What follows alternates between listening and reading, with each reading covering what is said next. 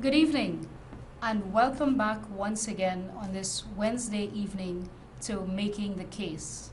I am extremely pleased to be joining you in your homes this evening, on Facebook Live, on television, on Freedom Radio. Welcome to all of you who are joining me this evening.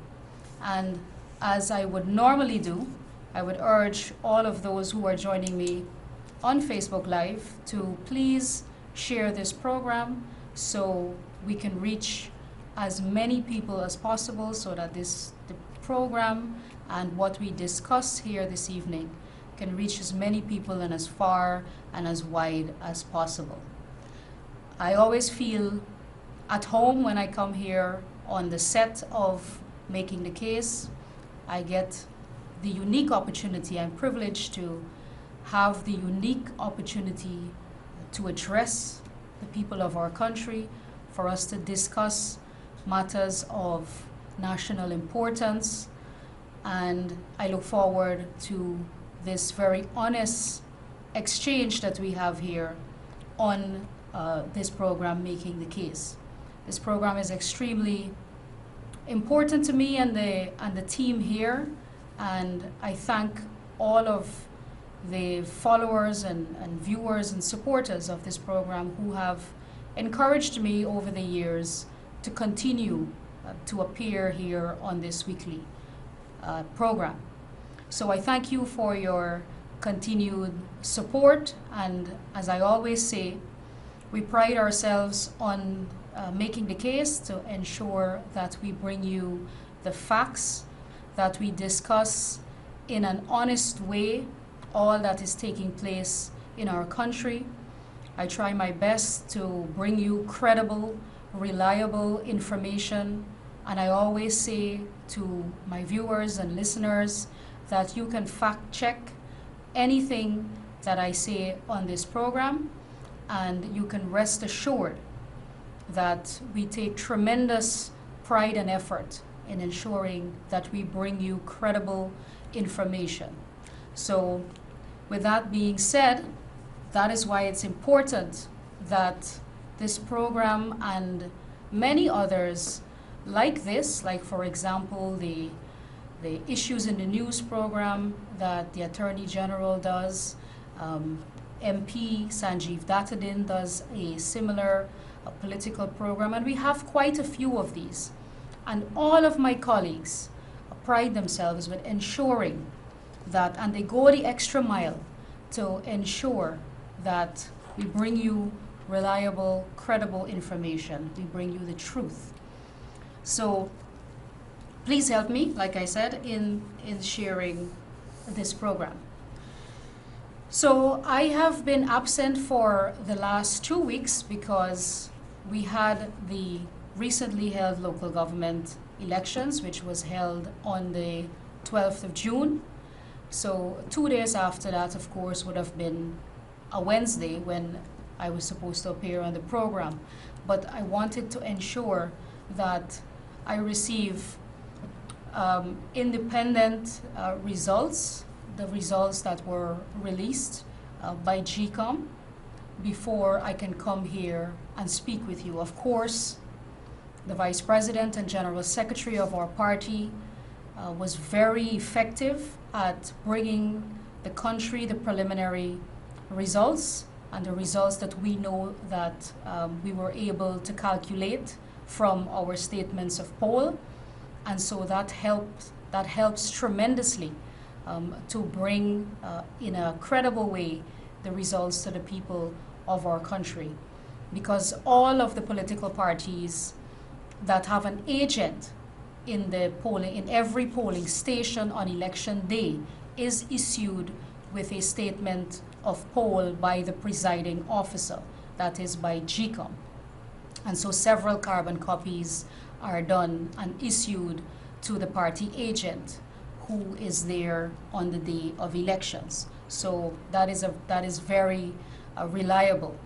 And I think everybody in our country knows now what is a statement of poll, especially after the election saga of 2020 and us having to go to the court to make a case and to force Mingo to use the statement of poll in declaring the results, because that is the most credible material for him to use. It is a source document. And so everybody in the country now knows what a statement of poll is, what a statement of recount is, and so on. We're a very knowledgeable people now about election issues or matters related to election after going through that 5-month period. So that is at least one good thing that came out of that 5-month hiatus. So most of the results have been released and have been published. And so, like I said, I pride myself on this program. It's very important, and I respect people. I respect the people of our country. So we ensure that on this program that we discuss substantive matters, that we go into details about real issues that affect people's lives, whether it is pleasant or unpleasant. We ensure that we discuss here topics of national importance, and I ensure that this program is always clean, that we don't descend into the trenches as the opposition does. And that is something that is very difficult for them to avoid doing, because, as usual, they have to run away from the issues. They have to run away from reality. They have to hide and to try to direct attention elsewhere so as not to accept defeat at the local government elections. So they have to attack people's personal lives, and they have to get very nasty, because they have nothing else to tell the people of our country. They are extremely embarrassed at the defeat at the local government elections.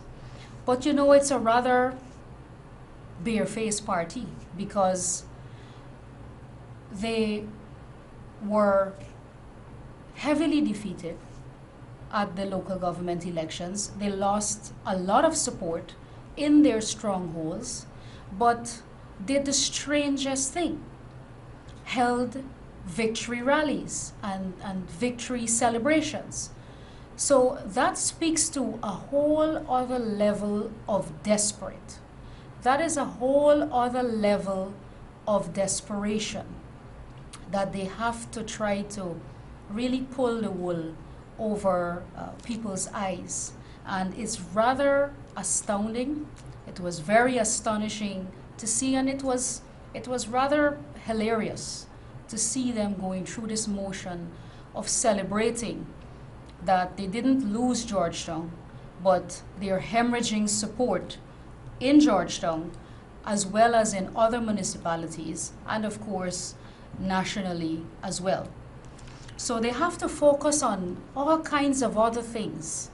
And I said to the people who follow me and who would know that I've been consistent in saying that the APNU will develop outlandish lies as they get closer to elections, and even after elections, after their defeat, because they have to make excuses and they have to divert attention and try to confuse people by putting all sorts of things in the public domain that don't belong there. But we, on this program, myself, my team here, as well as a party, the People's Progressive Party, we do not need to attack people's personal lives. We do not need to go after individuals, after their families. We stick to the issues, and we stick to the things that matter to people. We talk about the things that affect people's lives, and we acknowledge those things, and we are very vocal and very open and transparent with how we are going to address it and how we are going to fix it. And at the end of the day, that is what matters to the people. That is what those issues are, issues that people vote on, matters that affect their lives, their livelihood, where they work, their earning capacity. Those are the things, opportunities that we are presenting to the people of our country. Those are the things that matter to people. How will my life improve?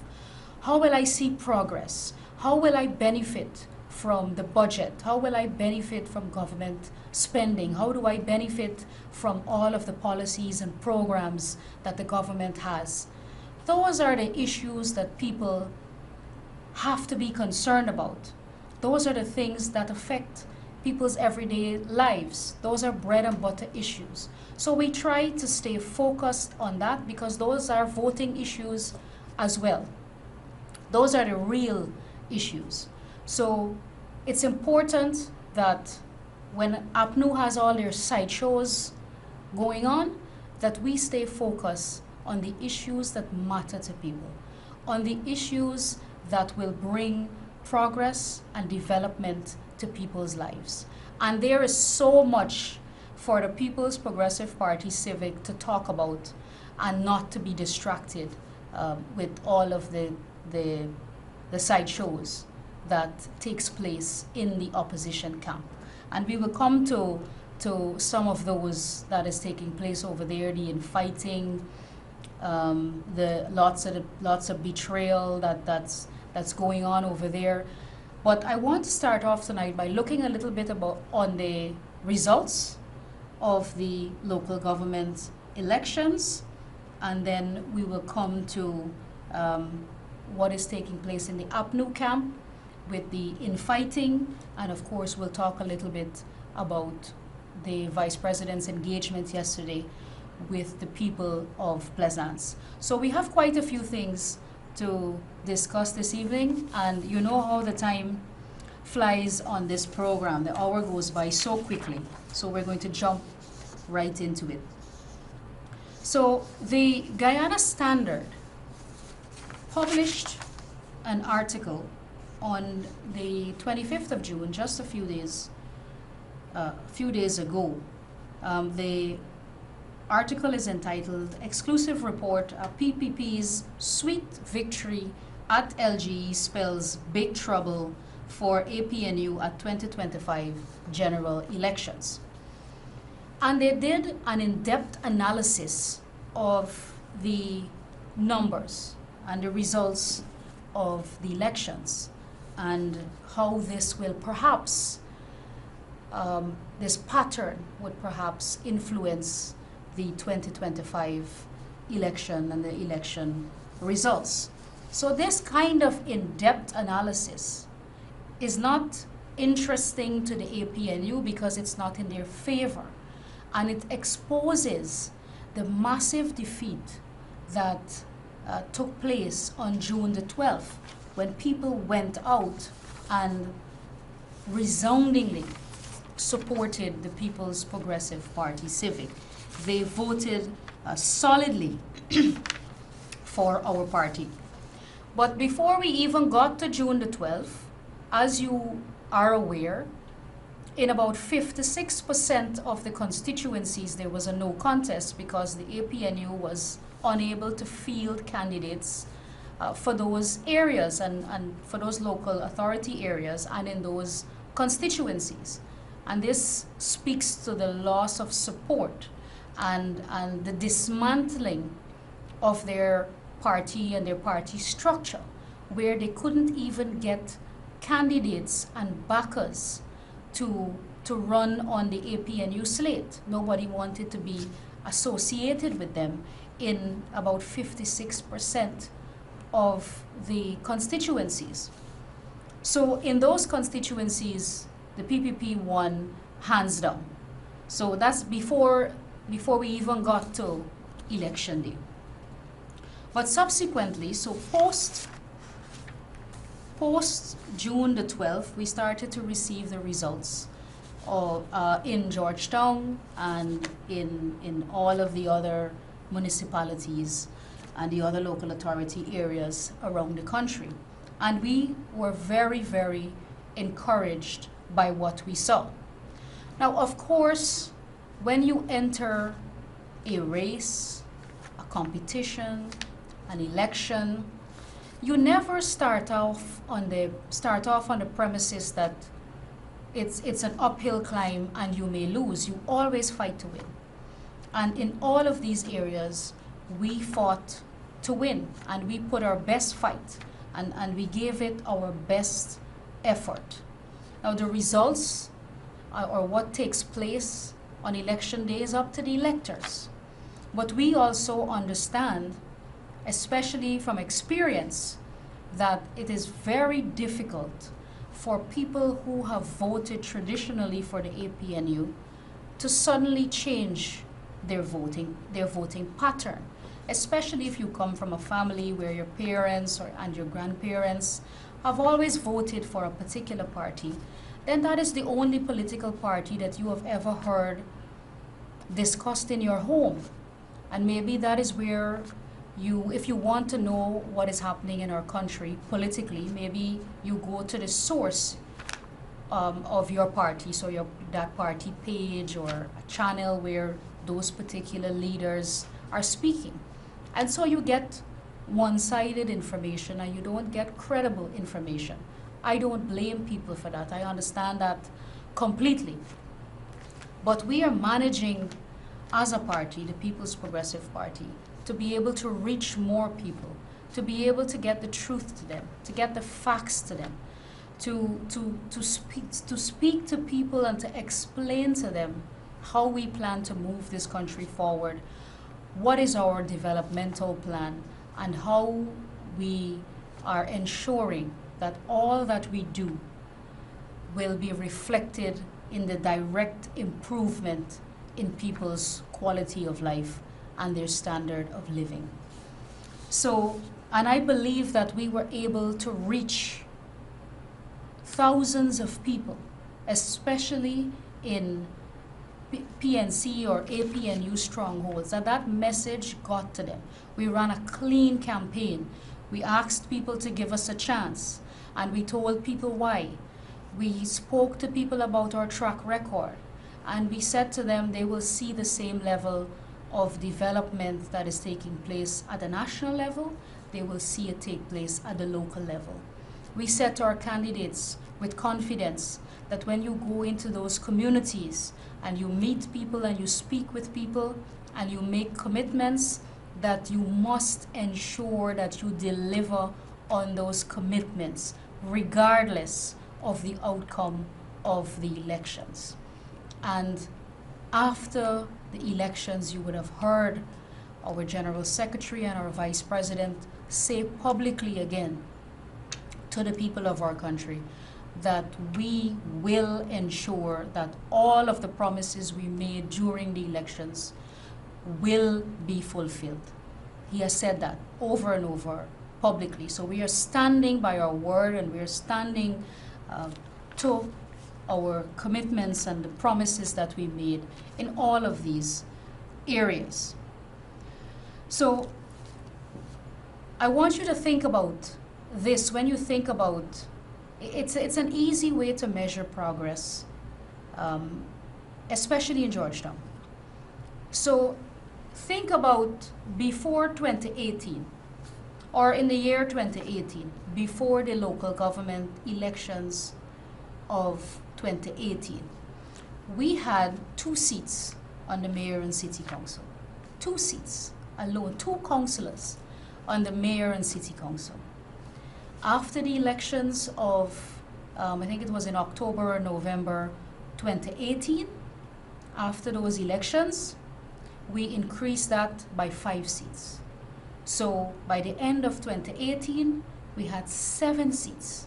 So in one election, we increased our footing there and our support in Georgetown by 5 seats, which was a very impressive increase.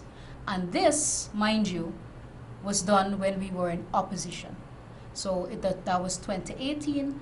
We were in opposition, and people came out and they supported us. And we increased our seats on the city council by 5. So we are 7 from 2018 to now. We in 2018, we got 7,050 votes for the proportional representation for Georgetown. In 2023, we expanded that support by 78%. 78% we were able to expand that support, and we gained 12,553 votes in 2023 in Georgetown, which gave us 4 additional seats on the city council. So now we have 11 seats there. So you see the pattern of progression. You see that we are increasing our support here in Georgetown, and Georgetown is very important to the APNU, and that's why I'm perhaps giving it more attention than some of the other municipalities, because Georgetown for them was like the prize. And so that explains why post-election, when they still won Georgetown, even though they lost support in Georgetown and even though they lost seats on the city council, they still had a victory celebration. So it was more like we scraped by. Hallelujah, we scraped by, and let's celebrate that. And that is what they used to comfort themselves and comfort their supporters, that we have lost support, but at least we didn't lose Georgetown. Without measuring or analyzing the trend or the pattern which shows that we are making inroads in their traditional strongholds, and that one day they will lose it. Because we intend, and we have demonstrated this commitment over and over, that we intend to keep our promises. And we respect the public, we respect Guyanese, and we respect people when they come out and they support us. But not just our supporters, we respect communities and we respect people, and that's why we have said even before the elections that regardless of the outcome, we will keep our promises, because that is our track record. And nothing that APNU can do that would change us or that would change our method of approach to governing this country or our public interaction with them or members of the public. We will continue to hold our head high, we will continue to do the right thing, and we will continue to govern in a way that brings progress to people's lives. That is what is important to our people, and we will ensure that that is done. So that is Georgetown, but we also increased our footing in other municipalities. So in the municipalities that we win traditionally, we were able to maintain our support there, like Anna Regina, for just as an example, and Rose Hall. But in Mabaruma, we were able to, which we usually win, and we won in 2018, but still we were able to increase our support there. So we had 8 seats in 2018, we were able to increase that to 12. In Georgetown, like I said, we had 7 after the local government elections of 2018. We now have 11, and the APNU had 21, AFC had 2, and now they have 19 altogether, because the AFC did not participate in the local government elections. So there, the AFC seats are gone, and the APNU seats have been reduced. So we have increased by 4, and they have reduced. to 19 from 21. In New Amsterdam, we were able to double our seats there. We had 3 in 2018. We got 3 in 2018. We got 6 in 2023. APNU had 10 in 2018, and they now have, along with 1 from the AFC, they now have 8. So 3 seats gone in New Amsterdam there. Similarly, in Bartica, we had 5 in 2018. We now have 9 in 2023. They had 12 APNU, and AFC had 1. They now have 9 only. In Mahdia, we had 1. APNU had 5. AFC had 2. We have 4, and now they have 4 as well. So we were able to increase by 3 seats, and they have moved from 7 to 4, reduced from 7 to 4. In Linden, we had 1 seat in 2018, and now in 2023 we have 2 seats, and we saw an increase there in our support as well, based on the numbers of votes that we have there. We got over 2,000 votes in Linden alone, just in that municipality. Even at the last general elections in 2020, I think if my memory is correct, I think we got about 3,000 votes for the entire region. That was for the entire region. And at the local government elections held on the 12th of June, we got 2,000 votes in Linden alone. So that's not for Region 10, that's just for Linden. So the increase there has been massive, it's been significant. And I must echo what the president said, what the vice president, and everyone in our party. We must say thank you to the people who came out and who participated in the elections, who supported us. We thank our candidates. We had great candidates that we were extremely proud of and who worked very hard, especially the new candidates, new people who came to us and said they want to be a part of this progress. They want to be a part of the PPP because they recognize that they have been lied to for years, perhaps decades, because they were listening to one set of people who just were against the PPP and didn't want people to progress, didn't want people to hear the message. And so they have on their own seen the progress that is taking place, seeing the development, seeing the projects that we are doing in their communities, and they have come to their own realization that this is the party that they have to support, and that all of the things that the APNU and the AFC were saying over the years, that it was all lies, that the PPP is racist and all of these things. They recognize that it is all lies, and it is to keep people from coming to us and supporting us. But people are getting their own information, and they're also seeing, it's very visible, they're seeing the progress, they're seeing the work of the president, the work of the government.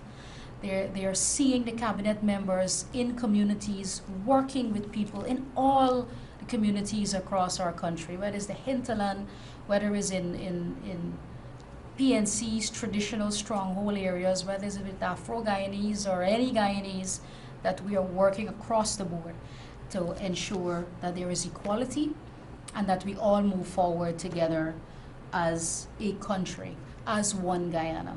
And a lot of people have, the One Guyana message has resonated, and they've come to us and they've thrown their support behind us, and they are putting their effort into ensuring that we expand our support in all areas of the country.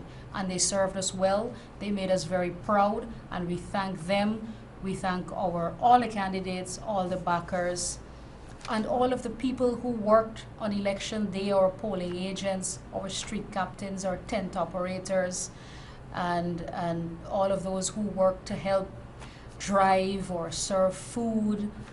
Everybody plays an important role, and no role is more important or less important. It takes everybody, it takes all hands on deck, it takes the entire team in every community across the country to ensure that we can participate in the elections and that everything goes well on election day. So I want to put in my thank yous as well to all of those people and to all of our supporters who have once again given us their confidence and given us their vote. So when you look across now to what is happening in the APNU camp, we see a lot of infighting. And we see that for the few positions that they have to fill, so they put the councillors and that they have to select that will sit on the city council, the position of mayor, deputy mayor, and all of their councillors that they have to select on the city council, and the councillors that they have to select in other municipalities as well across the country. You see there's a huge fight on, and there is a rift in those who Mr. Norton wants to select, and you see a difference of opinion with his party. And this is something that is now every day to us, because we've been seeing this on many occasions, not just on this occasion, but many people have accused Mr. Norton about being a dictator, not having regular party meetings. He's not meeting with his central executive committee and not consulting with his party before he makes decisions, so operating in a dictatorial way. And that's very ironic because he is on record every week almost at his press conferences saying that the PPP is operating in a dictatorial way. And almost every criticism that they make of the PPP, they can look in the mirror and they will see the embodiment of that criticism. So when he goes there, and that's his favorite thing, dictatorial, he likes that word, when he's referring to our vice president or to the way we govern, that's a common go-to criticism of his. But here in his own party, his party members are accusing him of single-handedly making decisions and making decisions in his own best interest as opposed to the best interest of the party. He likes to speak about accountability, transparency, but he's the man who is calling his party treasurer to sign blank checks. So he encourages, and he's the embodiment of everything that is not transparent and accountable. So if he is dishonest with his own party funds, you can imagine what would take place if he were ever to be in government, or if that party was ever to be in government. He accuses our party of being racist, yet his own party members again have come out and said that he has racist tendencies. And if you could recall, some time ago, Roysdale Ford said that very publicly about Mr. Norton. So that's why I said that all of the criticisms that they try to level against us, that it comes right back to their doorstep. It goes right back to Congress Place, and that is the hypocrisy with the APNU and the entire coalition government. It goes right back to them. The AFC as well likes to join the chorus and talk about corruption. They join the choir and they talk about corruption. Yet many of the ministers under the APNU AFC coalition government that were the most corrupt came from the AFC. And we know the scandals. We've been through it, and everyone in the country knows the issues. But that's the bigger point that I'm making, that we cannot trust anything that you hear from the opposition, and you have to really examine it for what it is, because every time they make a criticism of our party, they can look in the mirror, they can check at their doorstep. It is very pervasive right there in Congress Place. So there is disagreement on who should become the next mayor of Georgetown. There is disagreement as to the leadership for the Linden arm of the PNC and who would become the chairman of the region, and there's a lot of fighting, which they deny, of course. But this is not rumors, because even a supporter of theirs, Rickford Burke, through his organization, the, what do we call it, the CGID, the Caribbean Guyana Institute for Democracy, through its director of communications, but this is also Burke's organization, only yesterday, on June 27th, 2023, published a statement. CGID condemns Aubrey Norton's betrayal of grassroots PNC activists on whose backs he won Georgetown. And the statement goes into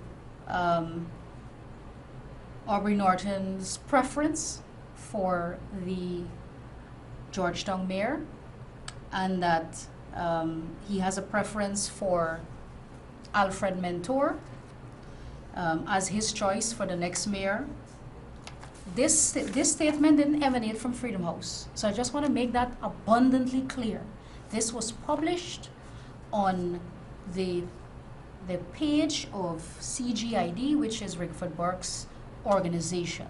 So, and as you know, he is a very vocal advocate for the APNU and against the People's Progressive Party Civic. But I guess they're all growing extremely tired and weary of Mr. Norton's lack of leadership. He fails to inspire people to support him. He fails to inspire people to support the party. And people have lost all confidence in him, it seems, his own party members. And they're just waiting for the opportunity to betray him. They're just waiting for the opportunity to get rid of him. I mean, listen to what Annette Ferguson said as well when she was at, I believe it was when she was at the residence of someone who didn't even want her there during the election, before the elections, and she was, I guess, campaigning at this person's house, and they were asking her to please leave.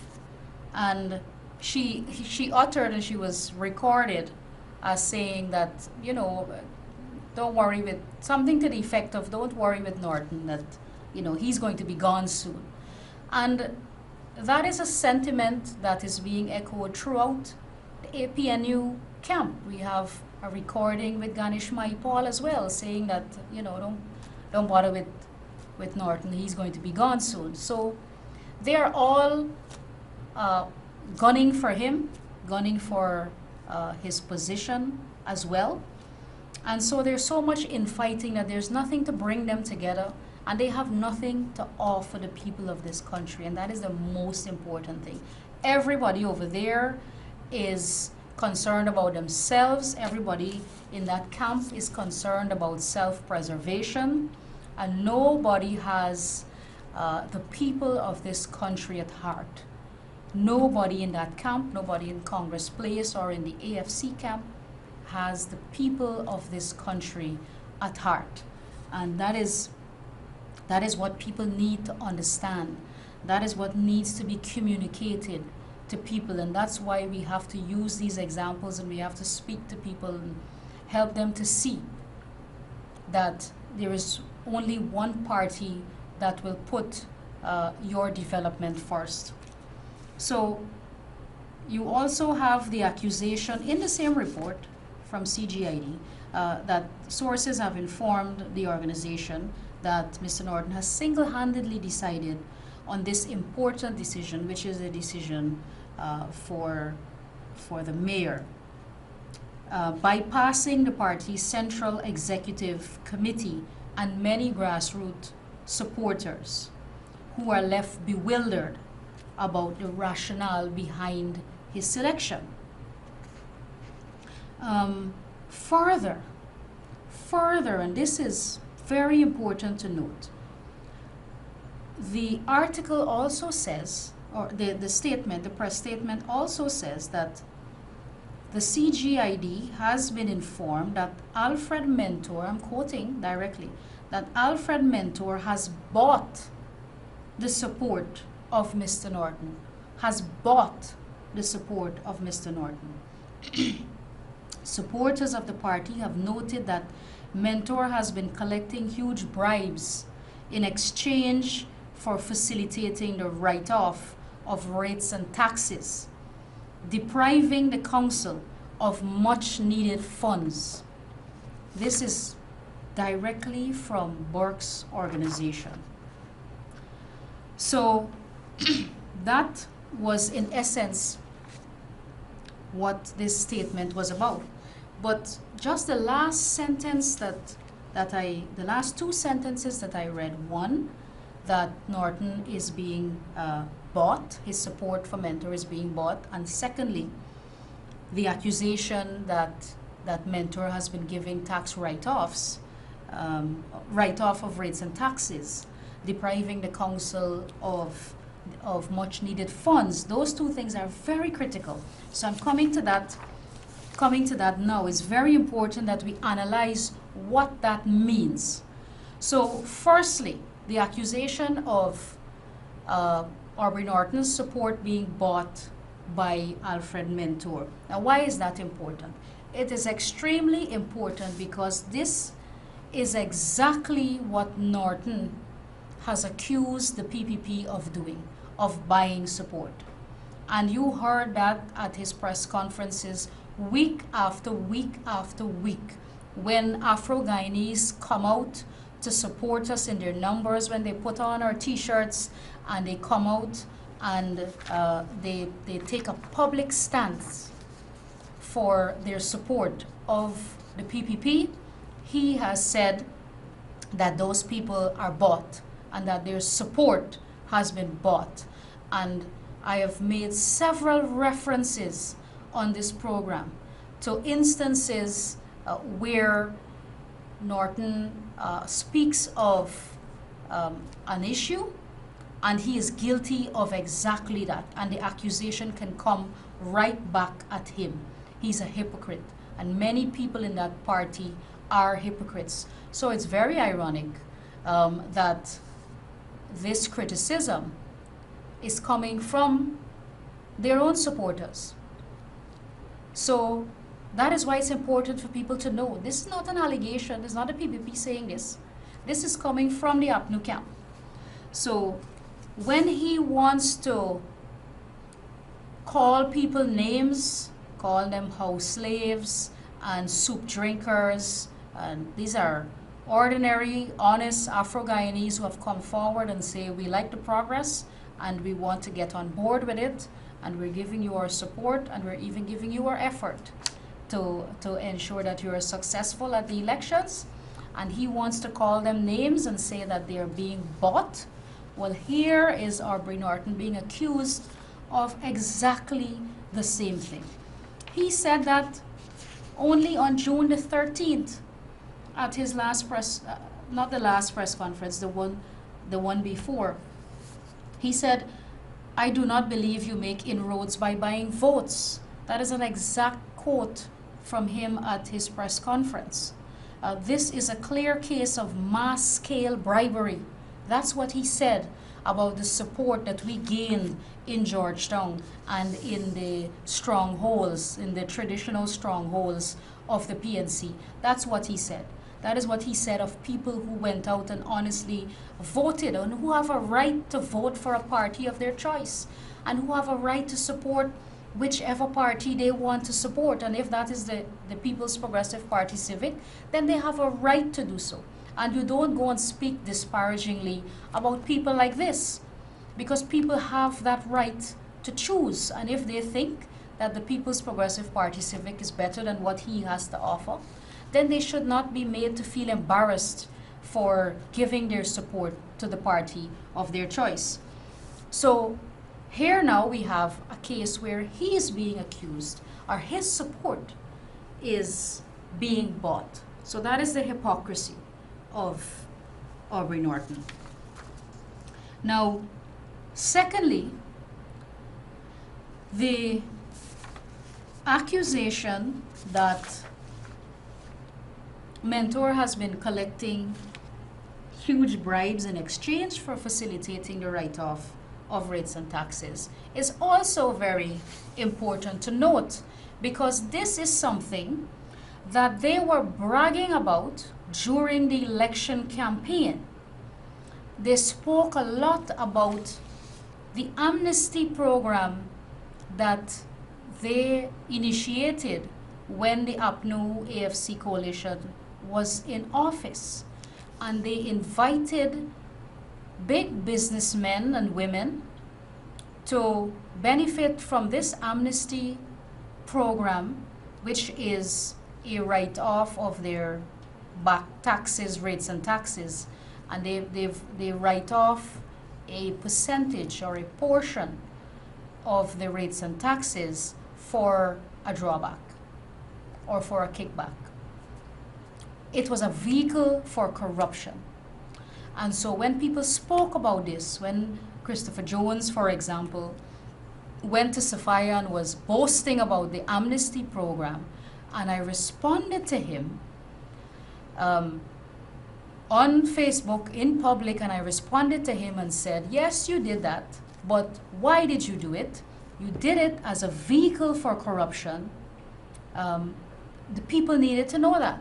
That's why I had to say that, and here is the proof. Here is the proof coming from their camp, that it is a way for them to make money. It is a scheme for them to enrich themselves. It was not to benefit poor people or ordinary people who cannot afford bribes. But that is what they wanted people to think, and that is what they wanted the people in Sophia, for example, when he went there to speak and was bragging about the amnesty program, about the write-offs. It was not to benefit ordinary people, and that is why I needed to correct the record. It was a vehicle for corruption. It was an opportunity for them to get money from business people, big business people. They are the ones who benefit. And they love to say that PPP likes the private sector and they like big businesses. But that's what they did. They did it. That program was for them to enrich themselves and to benefit big business people in the city. It was not a program that saw ordinary people benefiting from it.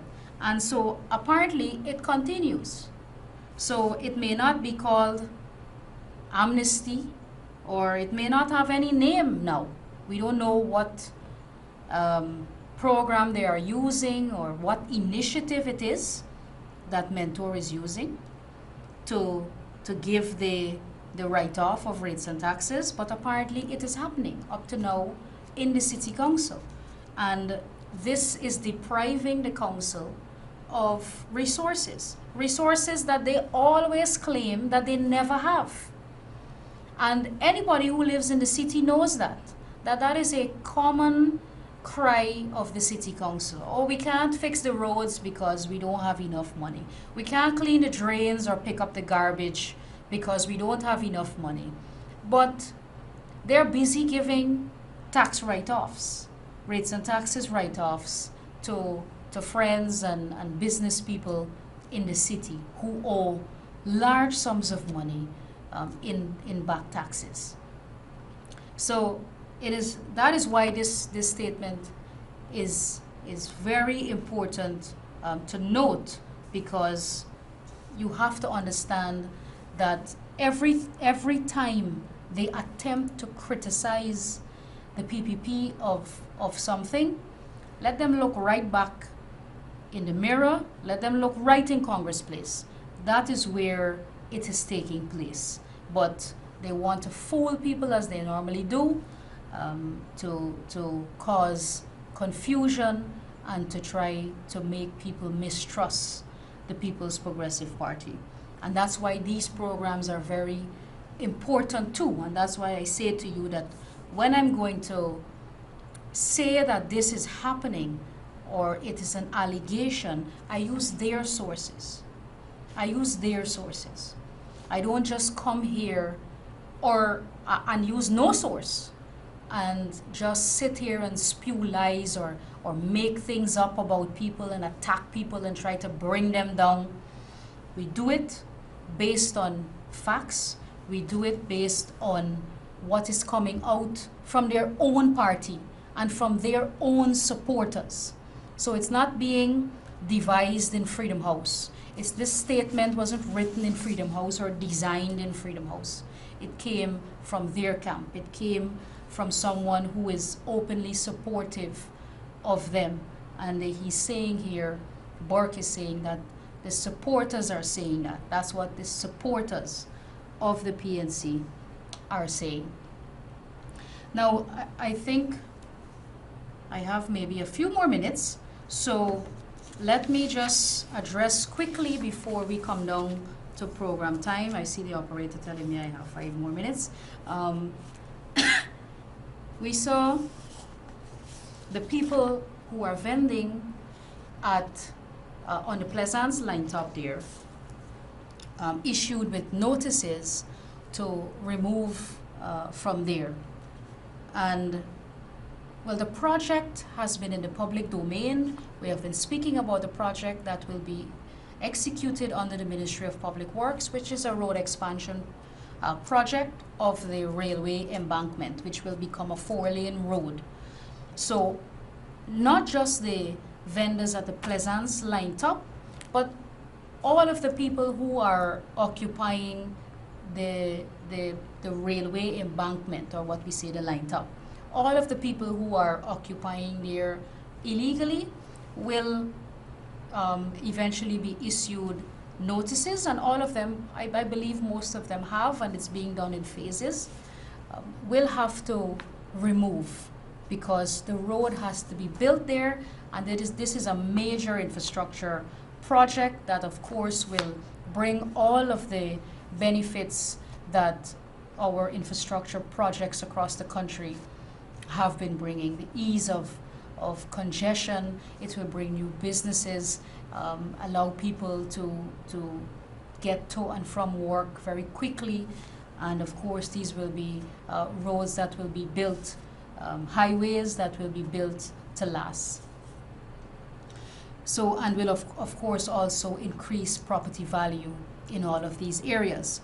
But the way it was done, we are on record, and the Vice President went there himself last evening to speak with the people of Pleasance. And that is what I really, really admire about the PPP.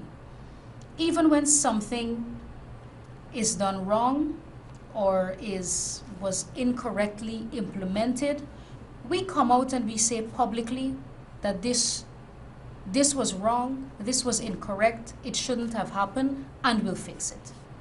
And that is very, very commendable, and we take we really admire that about the Vice President, and it's very exemplary of him, so that we can all emanate that as ministers of the government as well. Be able to come out and say, this was done wrong, we apologize, and we will fix it. And we are here to face you, to